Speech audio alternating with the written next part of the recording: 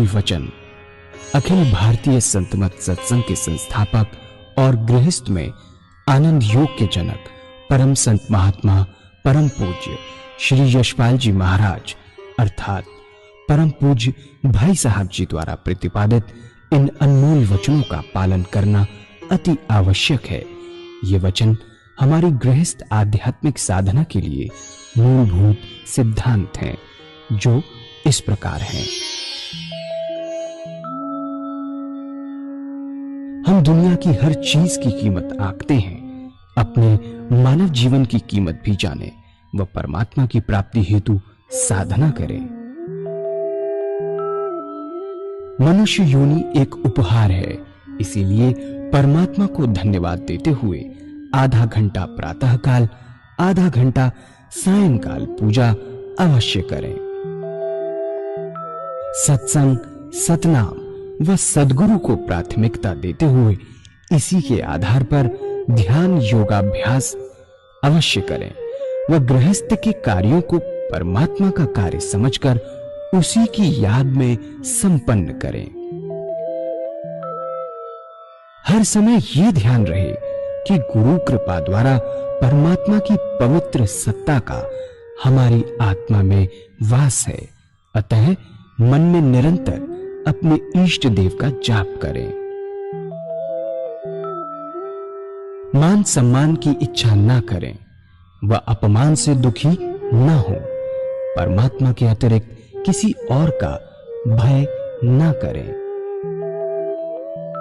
दूसरों की बुराई न करें, न सुने, सत्य व मधुर बोलें, अश्लील शब्द मुंह से ना निकालें, सभी से नम्रतापूर्ण व सुंदर व्यवहार करें। धर्म पत्नी के अतिरिक्त अपने से बड़ी से माता जैसा, बराबर की से बहन जैसा व छोटी से पुत्री जैसा व्यवहार करें। सांसारिक जीवन यापन की आवश्यकताएं अंतहीन है, इसलिए अधिक से अधिक समय सत्संग में व धन परोपकार में खर्च करें।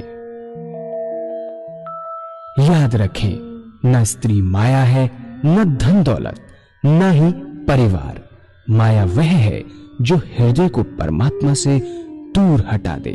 अतः निरंतर सत्संग और सद्गुरु की शरण में रहने का प्रयास करें। भोजन अपने इष्ट को अर्पण कर प्रसाद रूप में परमात्मा की याद में करें।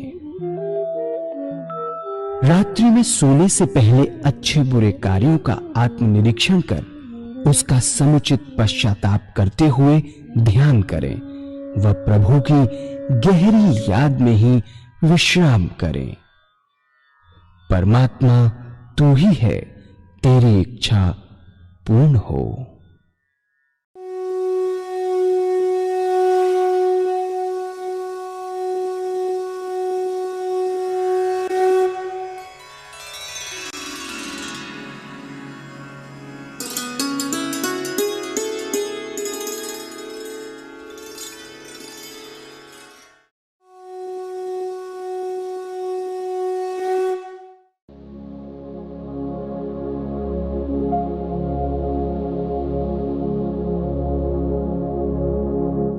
जय सद्गुरुदेव जय पद शरणम श्रेयस रूप चरणों शरणम।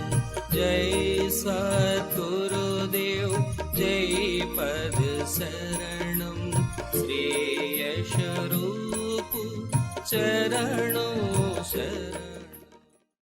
सन्यास के अपने यम नियम हैं। ना उसका कोई बीवी, ना उसका कोई बच्चा, ना उसका कोई खेत, ना उसका मकान। शरीर से त्याग हो गया, लेकिन मन से त्याग करने में बड़ा समय लगता है। दूसरी बात क्या है कि त्याग का बहुत बड़ा अहंकार होता है। हम गृहस्थी लोग कभी कभी संसार से दुखी हो जाते हैं, अपना दुख सन्यासियों के पास जाकर कहते हैं कि महाराज हम दुखी हैं। मन में शांति नहीं,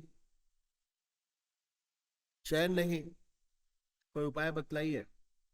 ऐसा नहीं कि उपाय भी बतलाते हैं, कहते ईश्वर को याद करो, परमात्मा का ध्यान करो, इसी से सच्चा सुख और शांति मिलेगी। और हम गृहस्थी लोग करते भी हैं, लेकिन नहीं हो पाता। जब नहीं हो पाता तो मजबूर होके चले जाते हैं, प्रश्न करते हैं कि महाराज बनता नहीं। प्रयत्न तो करते हैं लेकिन ध्यान तो होता नहीं। तो अक्सर सुनने में आ जाता है कि भाई ये रास्ता सन्यासियों का है, आप तो गृहस्थी हो।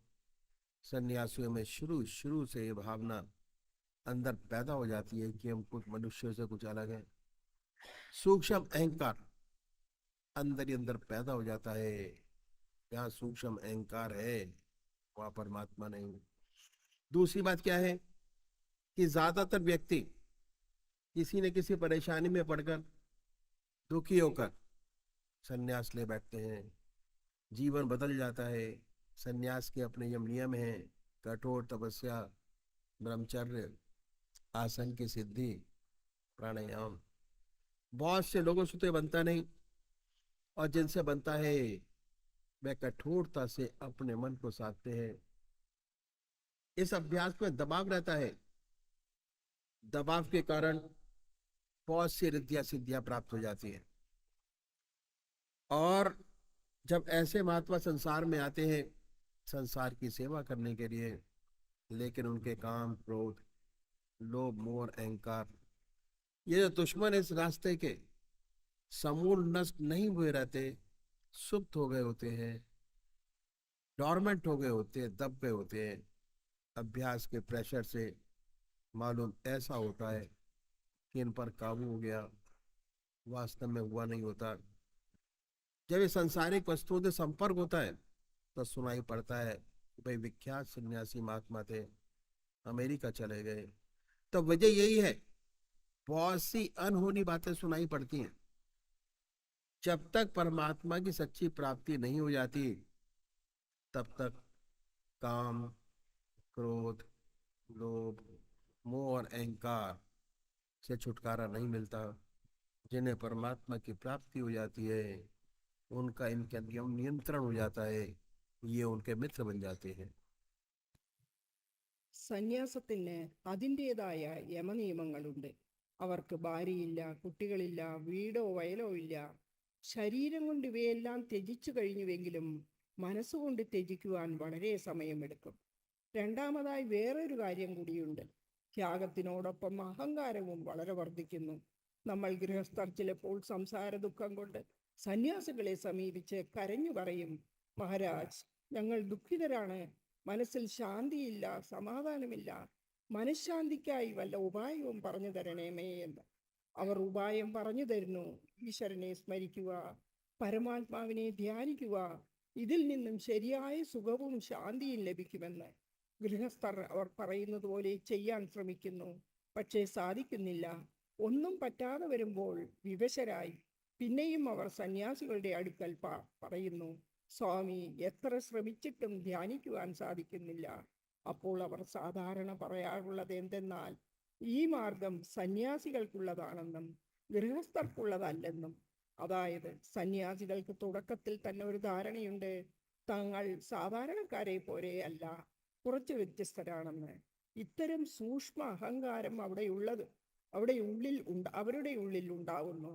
എവിടെ അഹങ്കാരമുണ്ടോ അവിടെ പരമാത്മാവില്ല തന്നെ.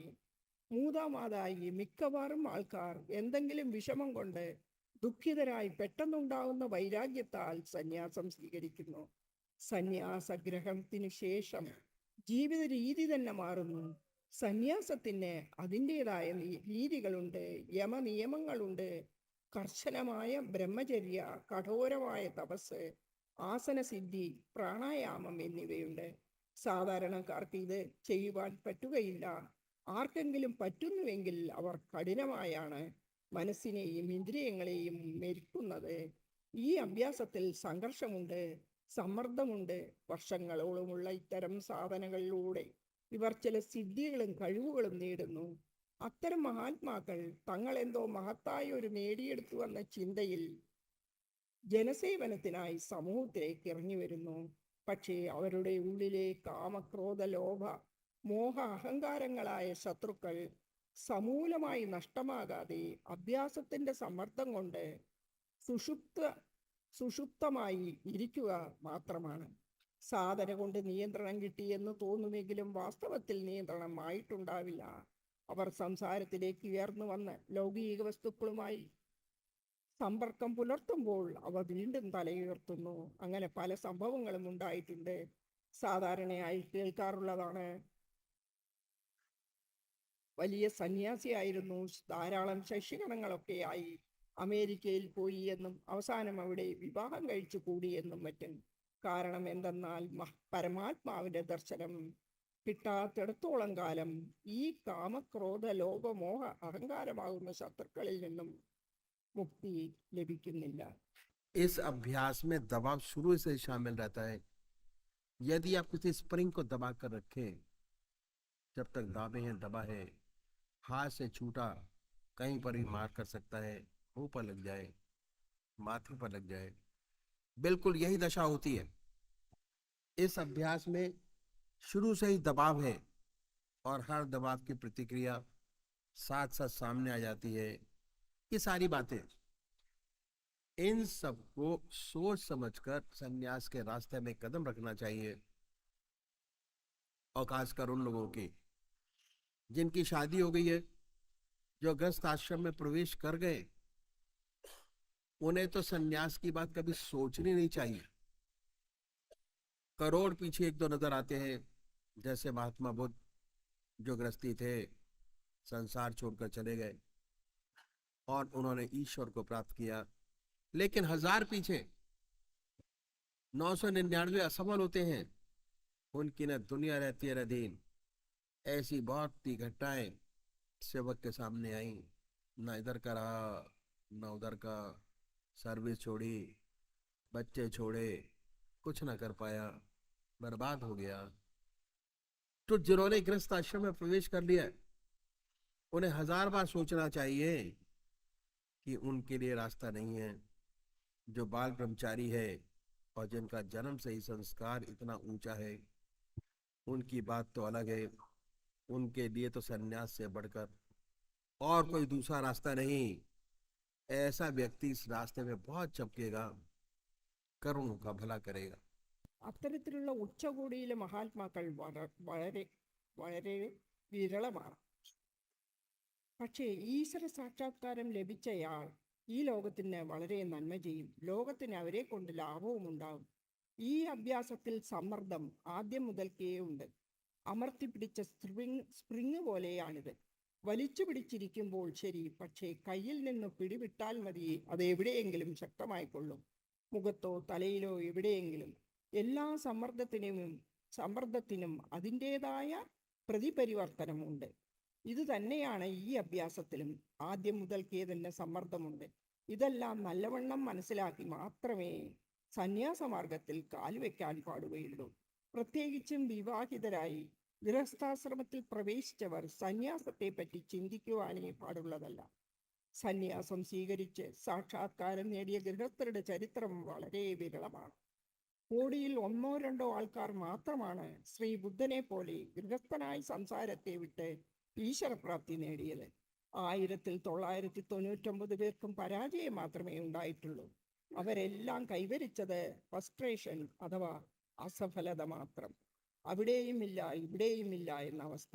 അവർക്ക് ഈ ലോകവും പരലോകവും ഇല്ലാതാവുന്നു.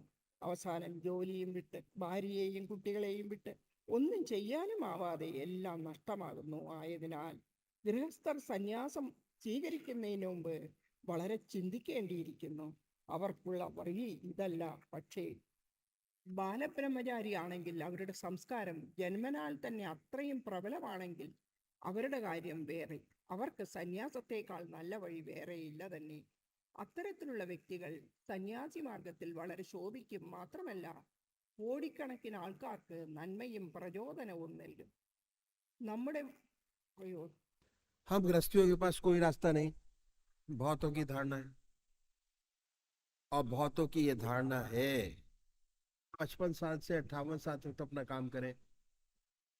58 साल के बाद जब रिटायर हो जाएंगे तब भगवान का नाम लेंगे. ये बहुत बड़ी भूल है. कि 58 साल के बाद रिटायर हो जाने पर कुछ नहीं होता, कुछ नहीं किया जा सकता।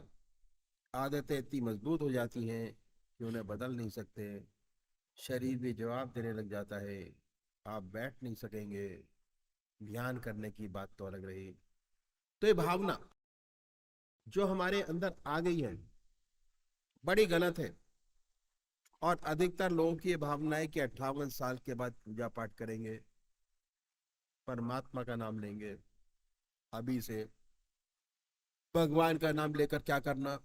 बहुत गलत है, फिर नहीं होगा। जो कुछ बनेगा आज बनेगा, अभी बनेगा। तो गृहस्थियों का रास्ता बहुत पुराना है, जिसे हमने बुला दिया, बड़ा ऊंचा रास्ता है। आपने राजा जनक का नाम सुना होगा। राजा जनक को विदेह कहते थे। इतना बड़ा महात्मा, कितना बड़ा ब्रह्म ज्ञानी हुआ कि उसके जमाने के महर्षि अपने शिष्यों को उनके पास भेजते थे परीक्षा के लिए कि अगर राजा जनक कह दे कि ब्रह्म ज्ञानी है तो है, नहीं तो नहीं। वह राजा था। राज का कितना कारभार उनके ऊपर था, कितनी जिम्मेदारियां थी। उन सब जिम्मेदारियों को भली भांति निभाते हुए इतना ऊंचा ब्रह्म ज्ञानी। हमारे आपके पास तो जिम्मेदारियां बहुत कम है। जब एक राजा ब्रह्म ज्ञानी हो सकता है तो हम आप क्यों नहीं हो सकते? जरूर हो सकते हैं। तो ये रास्ता बहुत पुराना है जो मैं आपके सामने रखूंगा। इसे कहते हैं इति मार्ग। ये रास्ते में अपने जीवन में एक चीज बढ़ाते घटाते कुछ नहीं। क्या बढ़ाते हैं? परमात्मा का नाम, भगवान का नाम। और परमात्मा का नाम एक ऐसी बड़ी ज्योति है, अगर सच्चे तरीके से हृदय में आ जाए तो अंधेरे को अपने आप दूर करती चली जाती है। जहां प्रकाश है वहां अंधेरा नहीं। लाइट आई, अंधेरा गया। वाल्मीकि महर्षि उल्टा नाम जपते जपते महर्षि हो गए, और इतने ऊंचे महर्षि हुए कि उन्होंने रामायण पहले लिख दी, घटना बाद में घटी, लिख दिया ऐसा ऐसा होगा और वैसा ही वैसा हुआ। उनका जीवन कैसा था वो देखते हुए उल्टा नाम जपते जपते इतने ऊंचे ब्रह्मज्ञानी हुए। भगवान का नाम लेते रहते कि रामायण पहले लिख दी, घटना बाद में घटे। तो ये ऐसा प्रकाश है, ऐसा उजाला है, अगर सच्चे तरीके से हृदय में जागृत हो जाए तो अंधेरे को अपने आप दूर कर देता है। तो छोड़ना कुछ नहीं है। जो आज आपकी जिंदगी है जैसे भी है उसमें एक चीज बढ़ाइए। इस रास्ते पे चलने वाले जो हमारे सदगुरु हुए, एक के पीछे एक, उन्होंने परमात्मा को पाने के लिए, जीवन मुक्त अवस्था प्राप्त करने के लिए अपनी जिंदगी में बड़े कष्ट उठाए। उनकी जिंदगी बड़ी कठोर थी। बड़ी कठिनाइयों में रहते हुए इस विद्या को न केवल प्राप्त किया बल्कि हमारे लिए कुछ गुर छोड़ गए। अपनी जिंदगी में जीवन मुक्त अवस्था प्राप्त की। जीवन मुक्त अवस्था प्राप्त करना हमारा लक्ष्य है। चाहे आप सन्यासी हो, चाहे आप गृहस्थी हो, चाहे किसी भी तरीके से क्यों ना हम जीवन मुक्त अवस्था प्राप्त करें।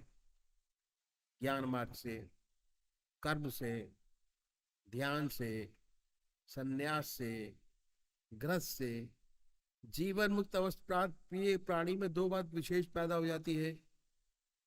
पहली, परमात्मा की निरंतर याद, भगवान का ध्यान निरंतर बना रहता है। चलते फिरते, खाते पीते, सोते जागते, संसार का हर व्यवहार करते परमात्मा की याद।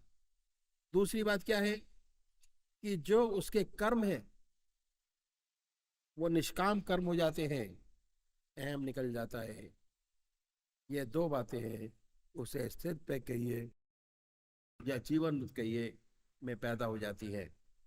നമ്മുടെ ഇടയിൽ ഒരു ധാരണയുണ്ട്, ഗൃഹസ്ഥർക്ക് ഈശ്വര സാക്ഷാത്കാരത്തിന് ഒരു വഴിയുമില്ലെന്ന്. പലരും ചിന്തിക്കുന്നത് 50-58 വയസ്സുവരെ ജോലി ചെയ്യുക, റിട്ടയർ ആയാൽ ഭഗവാന്റെ നാമം ജപിക്കാം. ഇപ്പോൾ തന്നെ ജപിച്ചിട്ട് എന്ത് പ്രയോജനം? 58 ശേഷം ജോലിയിൽ നിന്ന് വിരമിച്ച ശേഷം പരമാത്മാവിൻ്റെ നാമം ജപിക്കാമെന്നാണ്. ഈ വിചാരം തെറ്റാണ്. 50-58 വയസ്സിന് ശേഷം റിട്ടയറായ ഒരാൾക്ക് ഒന്നും ചെയ്യാൻ സാധിക്കുകയില്ല. ഭഗവാന്റെ നാമം ജപിക്കുവാൻ തന്നെ പറ്റുകയില്ല. നമ്മുടെ സ്വഭാവങ്ങൾ, ശീലങ്ങൾ എന്നിവ ഇത്രയും ദൃഢമാവുകയായാൽ അതിനെ മാറ്റുവാൻ തന്നെ പറ്റുകയില്ല. ദേഹം തന്നെ അതിനനുവദിക്കുകയില്ല. ഇരിക്കുവാൻ തന്നെ വിഷമമാകും. പിന്നെ ധ്യാനിക്കാൻ പറ്റുമോ? അതിനാൽ ഈ ഭാവന വളരെ തെറ്റായതാണ്. പിന്നീട് എന്നത് ഒരിക്കലും ഉണ്ടാവുകയില്ല. എന്തെങ്കിലും സാധിക്കണമെങ്കിൽ അത് ഇന്ന് തന്നെ, അല്ല ഇപ്പോൾ തന്നെ ചെയ്തു തുടങ്ങണം. ഗൃഹസ്ഥർക്കുള്ള മാർഗവും വളരെ പുരാതനമായതാണ്. അതിനെ നാം മറന്നിരിക്കുകയാണ്. വളരെ ഉയർന്ന മാർഗമാണ്. നിങ്ങൾ ജനക മഹാരാജാവിൻ്റെ പേർ കേട്ടു കാണുമല്ലോ. ജനക മഹാരാജാവിനെ വിദേഹൻ എന്നാണ് അറിയപ്പെടുന്നത്. എത്ര വലിയ മഹാത്മാവാണോ അത്രയും വലിയ ബ്രഹ്മജ്ഞാനി. അദ്ദേഹത്തിൻ്റെ കാലത്തെ മഹർഷിമാർ അവരുടെ ശിഷ്യന്മാരെ അദ്ദേഹത്തിൻ്റെ അടുത്തേക്കാണ് പരീക്ഷയ്ക്ക് വേണ്ടി അയക്കാറ്. ജനകൻ പറയുകയാണ് ബ്രഹ്മജ്ഞാനി എന്നാൽ അയാൾ ബ്രഹ്മജ്ഞാനിയാണ്, അല്ലെങ്കിൽ അല്ല. അദ്ദേഹം ഒരു രാജാവ്. ഒരു രാജ്യത്തിൻ്റെ മുഴുവൻ ഭാരവും ചുമതലയും അദ്ദേഹത്തിനുണ്ട്. ആ ചുമതലകളെല്ലാം ശരിയാവണ്ണം നിർവഹിച്ച് മുഴുവൻ ഭാരവും ചുമതലയും അദ്ദേഹത്തിനുണ്ട്. ആ ചുമതലകളെല്ലാം ശരിയാവണ്ണം നിർവഹിച്ചുകൊണ്ട് ഇത്രയും ഉയർന്ന ബ്രഹ്മജ്ഞാനിയായി ഒരു രാജാവിന് ബ്രഹ്മജ്ഞാനിയാകാമെങ്കിൽ നമുക്കും എന്തുകൊണ്ട് സാധിക്കുകയില്ല? നമ്മളിൽ അത്രയും ഭാരിച്ച പണികളോ ചുമതലകളോ ഒന്നും തന്നെയില്ല. ഒരു രാജാവിന് ബ്രഹ്മജ്ഞാനിയാകാമെങ്കിൽ നമുക്കും എന്തുകൊണ്ട് സാധിക്കുകയില്ല? തീർച്ചയായും സാധിക്കും. ഈ മാർഗം വളരെ പുരാതനമായതാണ്. ഇതിനെ ഞാൻ നിങ്ങളുടെ മുമ്പിൽ വയ്ക്കുന്നു. ഈ മാർഗത്തെ ഇതിമാർഗം എന്നാണ് പറയുന്നത്. ഇതിൽ നാം നമ്മുടെ ജീവിതത്തിൽ ഒരു വസ്തു കൂട്ടുകയാണ് ചെയ്യുന്നത്, ത്യജിക്കുകയല്ല. നേതി ചെയ്യുന്നില്ല. ഒരു വസ്തു നമ്മുടെ ജീവിതത്തിൽ കൂട്ടുന്നു. അതെന്തെന്നാൽ പരമാത്മാവിൻ്റെ നാമം, ഭഗവാന്റെ നാമം. ആ പരമാത്മാവിൻ്റെ നാമം അത്രയും വലിയ ജ്യോതിയാണ്. അത് ശരിയായ രീതിയിൽ നമ്മുടെ ഹൃദയത്തിൽ ഉണർന്നാൽ അന്ധകാരം തന്നെത്താനെ ഇല്ലാതാകും. എവിടെ പ്രകാശമുണ്ടോ അവിടെ അന്ധകാരമില്ല. വെളിച്ചം വന്നു, ഇരുട്ടുപോയി. വാൽമീകി മഹർഷി ആദ്യം എഴുതി ഇങ്ങനെയെല്ലാം സംഭവിക്കുമെന്ന്. രാമനാമത്തെ മറിച്ച് വാൽമീകി മഹർഷി രാമനാമത്തെ മറിച്ച് മരാമര എന്ന് ജപിച്ച മഹർഷിയായി, അത്രയും ഉയർന്ന മഹർഷിയായി രാമായണം ആദ്യം എഴുതി ഇങ്ങനെയെല്ലാം സംഭവിക്കുമെന്ന്. അതുപോലെ തന്നെ സംഭവിക്കുകയും ചെയ്തു. അത്രയും വലിയ മഹർഷി. അദ്ദേഹമോ എങ്ങനത്തെ ആളായിരുന്നു? ശരിയായ രീതിയിൽ ഹൃദയത്തിൽ ഉണർന്നാൽ അന്ധകാരത്തെ തന്നെത്താനെ ദൂരീകരിക്കും. ത്യജിക്കേണ്ടതായി ഒന്നും തന്നെയില്ല. ജീവിതം എങ്ങനെയാണോ അതേപോലെ തന്നെ. അതിൽ ഒരു വസ്തു കൂട്ടുക, ഈശ്വരനാമം. ഈ മാർഗത്തിലൂടെ സഞ്ചരിച്ചിരുന്ന എത്ര സദ്ഗുരുക്കൾ ഉണ്ടായോ, ഒന്നിനു പിറകെ ഒന്നായി അവർ പരമാത്മാവിനെ ലഭിക്കുന്നതിന് വേണ്ടി, ജീവൻ മുക്താവസ്ഥയെ പ്രാപിക്കുന്നതിനായി തങ്ങളുടെ ജീവിതത്തിൽ വളരെ കഷ്ടപ്പാടുകൾ സഹിച്ചുവെന്നു മാത്രമല്ല, അവരുടെ ജീവിതം വളരെ വിഷമമുള്ളതുമായിരുന്നു. അങ്ങനെ വിഷമങ്ങൾ സഹിച്ച് അവർ ഈ വിദ്യയെ പ്രാപ്തമാക്കുകയും നമുക്ക് വേണ്ടി ചില മാർഗനിർദ്ദേശങ്ങൾ തരികയും ചെയ്തിട്ടുണ്ട്. അവർ സ്വയം ജീവൻ മുക്തരാവുകയും അവരുടെ ജീവിതത്തിൽ തന്നെ ജീവൻ മുക്താവസ്ഥയെ പ്രാപിക്കുകയും ചെയ്തു. ജീവൻ മുക്തിയാണ് നമ്മുടെ ലക്ഷ്യം. നാം സന്യാസിയായാലും ശരി, ഗൃഹസ്ഥനായാലും ശരി, ജീവൻ മുക്താവസ്ഥ നേടുകയാണ് നമ്മുടെ ലക്ഷ്യം. അത് ജ്ഞാനമാർഗത്തിലൂടെയോ കർമ്മമാർഗത്തിലൂടെയോ ധ്യാനമാർഗത്തിലൂടെയോ സന്യാസം കൊണ്ടോ ഗൃഹസ്ഥനായോ ആകാം. ജീവൻ മുക്തി നേടിയ ആളിൽ 2 വിശേഷ ലക്ഷണങ്ങൾ ഉണ്ടായിരിക്കും. ഒന്നാമത്, അവരിൽ നിരന്തരമായ ഭഗവത് സ്മരണ, ഭഗവാന്റെ ധ്യാനം എപ്പോഴും ഉണ്ടായിരിക്കും. കഴിക്കുമ്പോഴും നടക്കുമ്പോഴും ഉറങ്ങുമ്പോഴും ഉണർന്നിരിക്കുമ്പോഴും സംസാരത്തിൽ എന്തു വ്യവഹാരം ചെയ്യുമ്പോഴും ഈശ്വര സ്മരണ ഉണ്ടായിരിക്കും. രണ്ടാമതായി, അയാളുടെ എല്ലാ കർമ്മങ്ങളും നിഷ്കാമ കർമ്മങ്ങളായി മാറും. ഞാനെന്ന ഭാവം ഇല്ലാതാകും. ഈ 2 കാര്യങ്ങളും അയാളിൽ ഉണ്ടായിരിക്കും. ഇനി നോക്കേണ്ടത് എങ്ങനെയാണ് പരമാത്മാവിൻ്റെ ധ്യാനം ഉണ്ടാകുന്നത് എന്നാണ്.